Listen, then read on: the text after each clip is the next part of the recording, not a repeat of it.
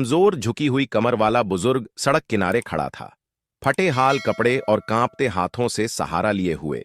तभी एक दरोगा आया और बिना कुछ सोचे उसे थप्पड़ जड़ दिया और कहने लगा, चल हट, यहां से आया है, यहां भीख मांगने। लेकिन अगले ही पल दरोगा के चेहरे की रंगत उड़ गई। जब उसने बुजुर्ग की असली पहचान सुनी, वह कोई साधारण आदमी नहीं बल्कि रिटायर्ड डीजीपी थे। फिर जो हुआ उसने पूरे थाने को हिलाकर रख दिया। पूरी सच्चाई जानने के लिए वीडियो को अंत तक जरूर देखिएगा। उत्तर प्रदेश के एक छोटे से शहर में एक कमजोर झुकी हुई काया वाला बुजुर्ग व्यक्ति फटे पुराने कपड़ों में सड़क किनारे खड़ा था। चेहरे पर झुर्रियां थीं, बाल सफेद हो चुके थे और हाथों में हल्की थरथराहट थी। देखने में वह कोई आम बुजुर्ग लग रहा था जिसे दुनिया ने भुला दिया हो। उसकी आंखों में अनुभव और संघर्ष की छाप थी, लेकिन समाज अब उसे एक असहाय बूढ़े के रूप में ही देख रहा था। यह बुजुर्ग कोई और नहीं बल्कि रिटायर्ड डीजीपी यानी director general of police Virendra Pratap Singh थे, जिन्होंने अपने जमाने में पूरे राज्य में कानून और व्यवस्था बनाए रखने में अहम भूमिका निभाई थी। अपने कार्यकाल में वह एक ईमानदार, कड़क और अनुशासन प्रिय अधिकारी के रूप में जाने जाते थे, जिनके नाम से बड़े बड़े अपराधी थर-थर कांपते थे। लेकिन अब वर्दी उतर चुकी थी, पद की चमक खो चुकी थी और समाज के लिए वह महज एक साधारण बूढ़े व्यक्ति रह गए थे। आज वह अपने पुराने दोस्त से मिलने के लिए निकले थे, लेकिन रास्ते में उन्हें किसी काम से एक पुलिस चौकी पर रुकना पड़ा। वहां खड़े एक नवयुवक दरोगा ने उन्हें गरीबी और साधारण वेशभूषा के कारण मामूली आदमी समझकर गुस्से में थप्पड़ मार दिया और झिड़कान। अगले ही पल जब इस दरोगा को असली सच्चाई पता चली तो उसकी आंखों के सामने अंधेरा छा गया।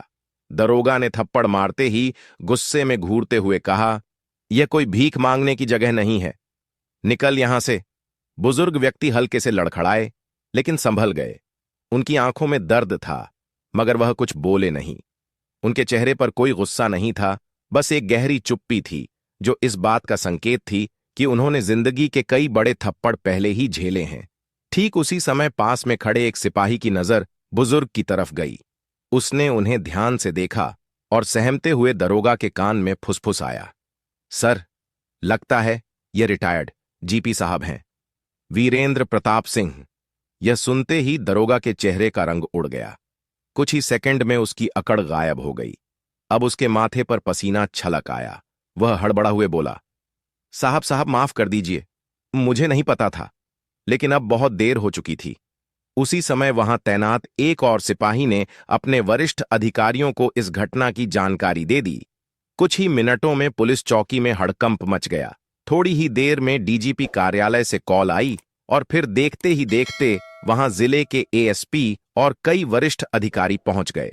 पूरा महकमा सख्ते में था कि जिस शख्स को अभी अभी एक मामूली इंसान समझकर अपमानित किया गया, वही कभी पूरे राज्य की पुलिस व्यवस्था का सर्वोच्च अधिकारी रह चुका था। और अब हर कोई यह सोच रहा था कि इस गलती का अंजाम क्या होगा। डीजीपी वीरेंद्र प्रताप सिंह वहीं खड़े थे, लेकिन उनके चेहरे पर कोई गुस्सा या आक्रोश नहीं था। वह बस दरोगा को शांत निगाहों से देख रहे थे, मानो उसकी अकड़ और घमंड के पीछे छिपी अधूरी समझ को परख रहे हों। उनके जीवन का लंबा अनुभव उनके धैर्य में झलक रहा था, लेकिन उनके शांत स्वभाव ने ही वहां खड़े पुलिसकर्मियों की बेचैनी बढ़ा दी। दरोगा, जिसने अभी कुछ मिनट पहले उन्हें अपमानित किया था, अब उनके चरणों में झुककर माफी मांग रहा था। साहब, गलती हो गई, मैं आपको पहचान नहीं पाया। उसकी आवाज कांप रही थी, लेकिन वीरेंद्र प्रताप अब भी कुछ नहीं बोले। उन्होंने धीरे से अपनी जेब से रुमाल निकाला, चेहरे पर पसीना पहुंचा और पुलिस चौकी के अंदर जाकर एक टूटी कुर्सी पर बैठ गए। एसपी साहब, जो मौके पर पहुंचे थे, खुद भी इस स्थिति को संभालने के लिए आगे आए।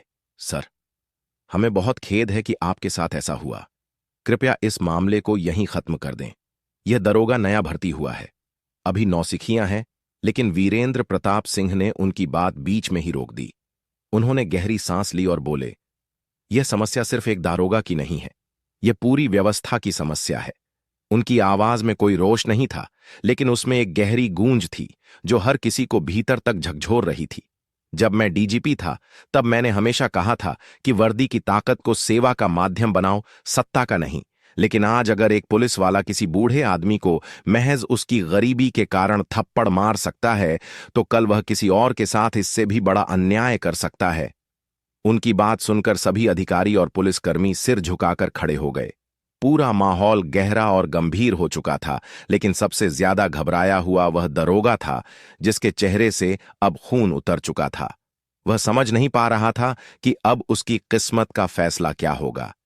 वीरेंद्र प्रताप सिंह ने अपनी बात खत्म करने के बाद एक लंबी सांस ली और चाप सामने बैठे दरोगा को देखने लगे।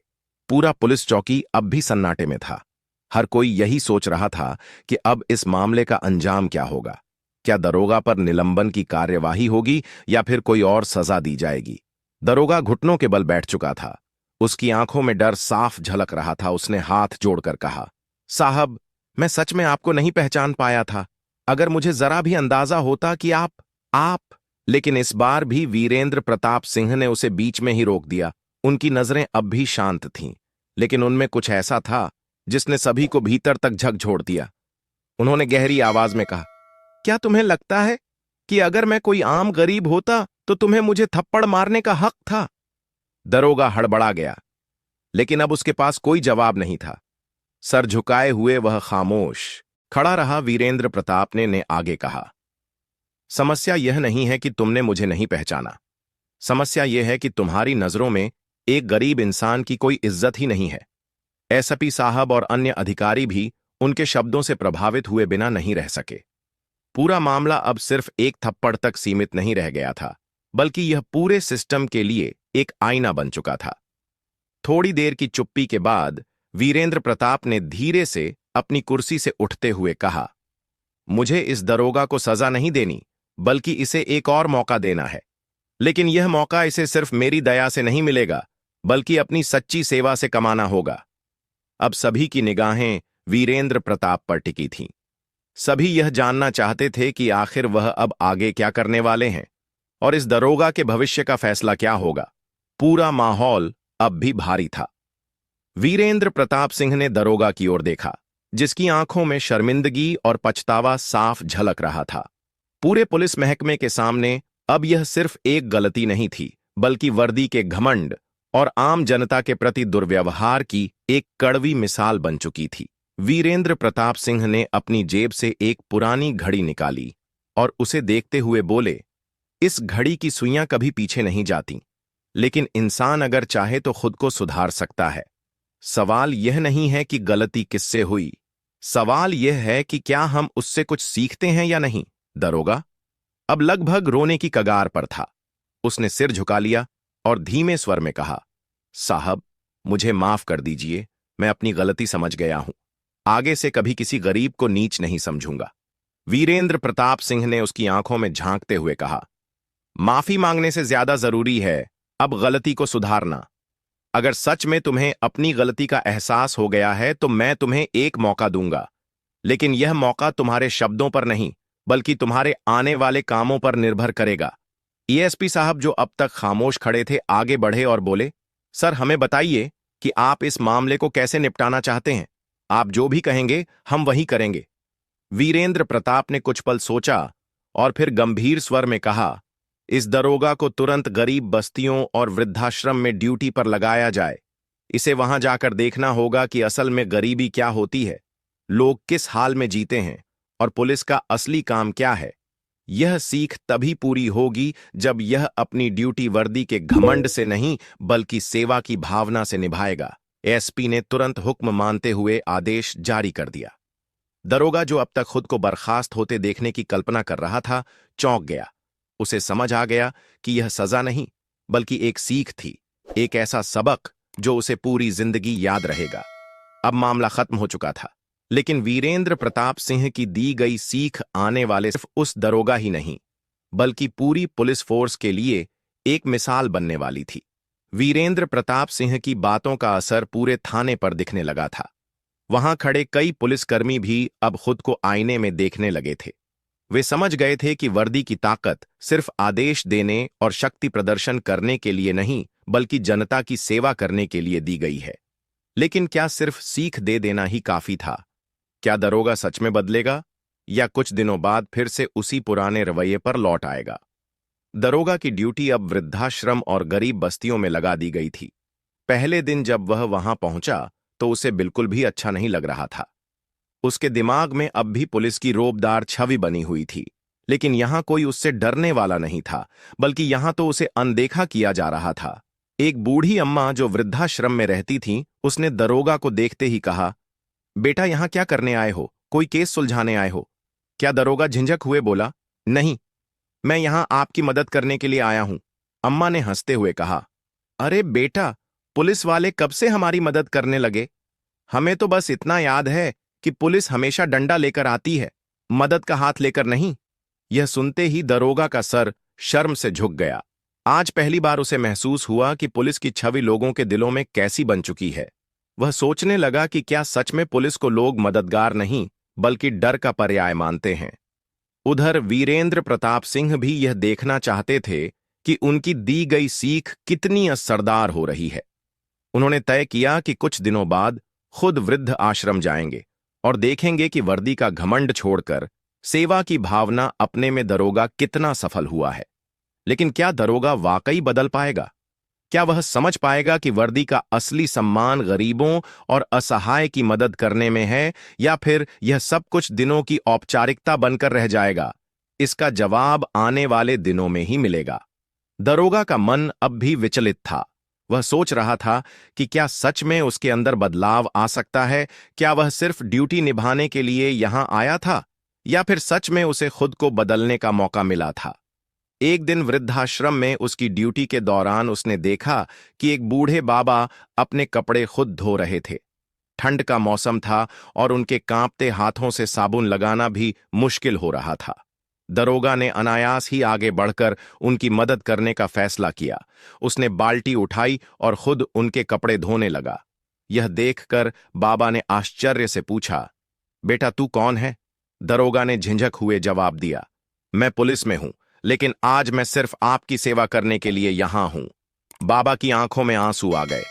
उन्होंने कांपते हाथों से दरोगा के सिर पर हाथ रखा और कहा, बेटा, अगर हर पुलिस वाला तेरी तरह सोचने लगे तो इस देश में गरीबों का कोई डर ही नहीं रहेगा, बल्कि वे भी पुलिस को अपना अपना संरक्षक मानेंगे।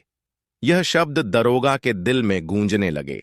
उसे पहली बार एहसास हुआ कि वर्दी का असली सम्मान डंडा चलाने में नहीं, बल्कि लोगों के दिलों में जगह बनाने में है। उधर वीरेंद्र प्रताप सिंह अब भी इस पूरे बदलाव पर नजर बनाए हुए थे। उन्होंने अपने एक गुप्त पुलिसकर्मी को भेजा था, जो हर दिन दरोगा की गतिविधियों की रिपोर्ट दे रहा था।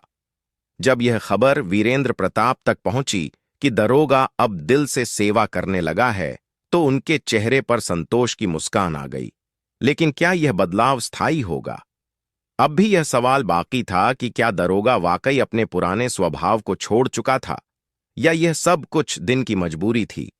वीरेंद्र प्रताप सिंह ने मन ही मन फैसला कर लिया था कि अब समय आ गया है कि वह खुद जाकर इस बदलाव को अपनी आंखों से देखे। अब तक दरोगा धीरे धीरे बदलाव की राह पर बढ़ चुका था, लेकिन यह देखना बाकी था कि क्या यह बदलाव स्थायी है या बस परिस्थितियों का असर। वीरेंद्र प्रताप सिंह ने तय किया कि वह खुद वृद्ध आश्रम जाकर देखेंगे कि क्या दरोगा वाकई अपनी सोच बदल चुका है, या यह सब महज दिखावा है। एक ठंडी सुबह बिना किसी सूचना के वीरेंद्र प्रताप सिंह साधारण कपड़ों में वृद्धा आश्रम पहुंचे। वहां का नजारा देखकर वह चौंक गए। दरोगा, जो कभी अपने रुतबे और घमंड में चूर रहता था, आज वहां के बुजुर्गों की सेवा में लगा था।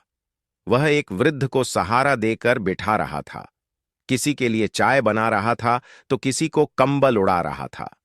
यह वही दरोगा था जो कुछ हफ्ते पहले तक वर्दी के रब में आम लोगों से रूखा व्यवहार करता था।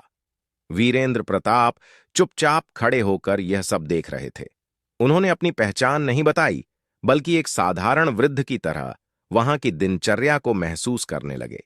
तभी एक बुजुर्ग महिला उनके पास आई और बोली, बेटा, तुम नए आए हो क्या? वीरेंद्र प्रताप मुस्कुराए और बोले, हां अम्मा, मैं देखने आया था कि यहां कैसा माहौल है। बुजुर्ग महिला ने गर्व से कहा, अब तो बहुत अच्छा हो गया है।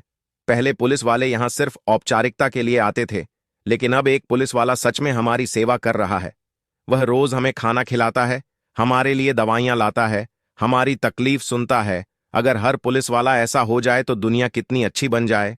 यह सुनकर वीरेंद्र प्रताप सिंह का दिल गर्व से भर गया, लेकिन उन्हें अभी भी एक आखिरी परीक्षा लेनी थी। उन्होंने दरोगा को न पहचानने का नाटक किया और आगे बढ़कर उससे पूछा, बेटा, तुम पुलिस में हो, फिर यहां क्यों अपना समय बर्बाद कर रहे हो?